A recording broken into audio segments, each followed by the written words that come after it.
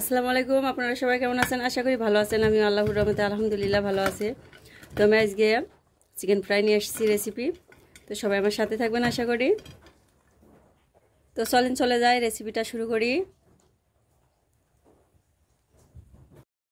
আমি আবারও চলে আসলাম চিকেন ফ্রাইয়ের রেসিপি নিয়ে। তো আমি এখানে লবণ দিয়ে দিচ্ছি। আমি এখানে গরম পানি দিয়ে রাখছি আগেই। তো লবণ দিয়ে দিচ্ছি। আমি এখানে শুকনা মরিচ অ্যাড করে দিলাম।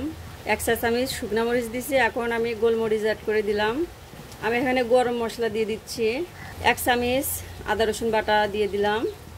আমি সবগুলো উপকরণ পানির সাথে মিশিয়ে আমি এখন মুরগিগুলো দিয়ে দিব। আমি মাঝখান থেকে কেটে 2 ফালটা করে নিয়েছি। তো ভালো করে পরিষ্কার করে আমি ধুয়ে নিয়েছি। আমি এখন এটা দিয়ে দিচ্ছি, দিয়ে সিদ্ধ করে নেব।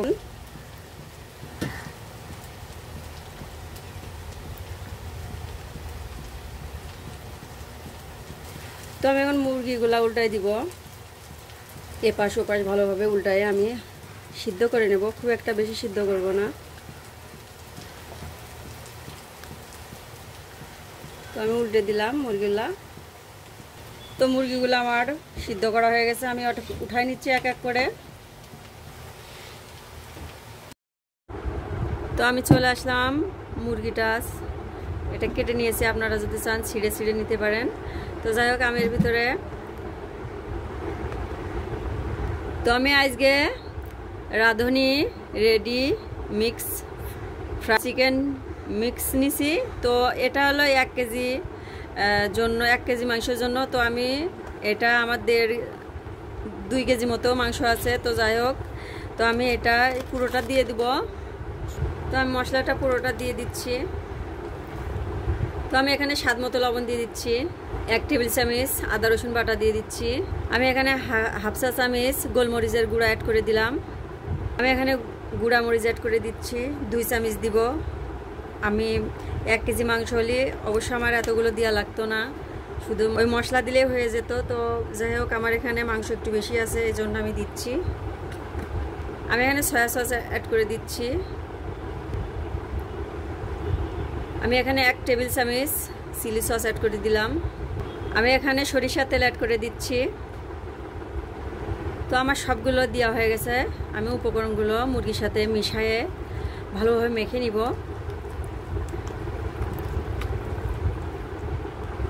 তারপরে আমি 3 ঘন্টার মতো নর্মাল ফ্রিজে রেখে দিব।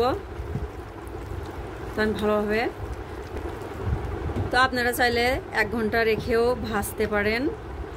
তো আমার সময় একটু হাতে আছে, এই জন্য।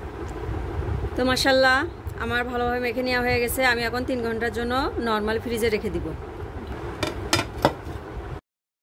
তো আমি 3 ঘন্টা পরে তার ফ্রিজে রেখেছিলাম 3 ঘন্টার মতো। তো দেখুন অনেক পানি বের হয়েছে। তো আমি এর ভিতরে আটা দিয়ে মেখে নিব আর কর্নফ্লাওয়ার দিব। আমি এখানে আটা নিয়েছি, আটাগুলো দিয়ে দিচ্ছি। কিছুটা দিয়ে আমি মেখে নিব। আর এখানে কর্নফ্লাওয়ার আছে, আমি কর্নফ্লাওয়ারটা দিচ্ছি। কর্নফ্লাওয়ার দিয়ে দিচ্ছি, দিয়ে ভালোভাবে মেখে নিব। তো আমি আটা আর কর্নফ্লাওয়ার ভালোভাবে চিকেনের সাথে মেখে নিব। তো আমি এখানে আটাগুলো পুরোটাই দিয়ে দিচ্ছি। আপনারা আন্দাজ করে দিবেন ইনশাল্লাহ।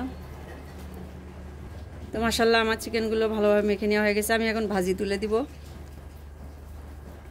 তো আমি এখানে কড়াই তুলে দিছি, তেলটা গরম করে নিছি, নিয়ে আমি এক এক করে দিয়ে দিচ্ছি।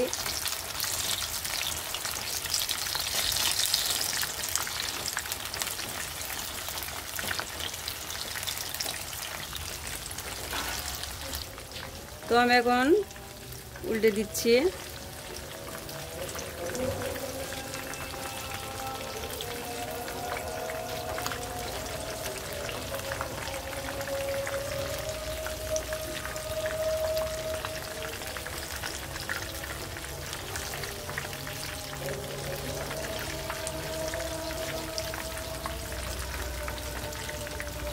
তো আমি জালটা একবারে মিডিয়াম দিয়ে রাখছি।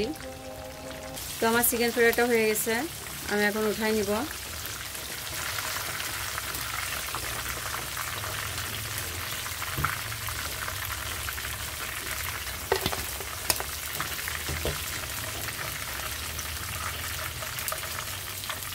তো আমি একইভাবে পরের গুলো ভেজে নিব।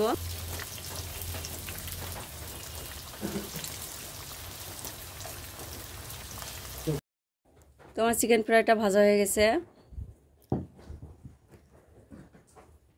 তো আমার ভিডিওটা যদি কোথাও একটু ভালো লেগে থাকে অবশ্যই লাইক কমেন্ট শেয়ার করবেন। তো সবাই ভালো থাকবেন, সুস্থ থাকবেন। আসসালামু আলাইকুম, আল্লাহ হাফেজ।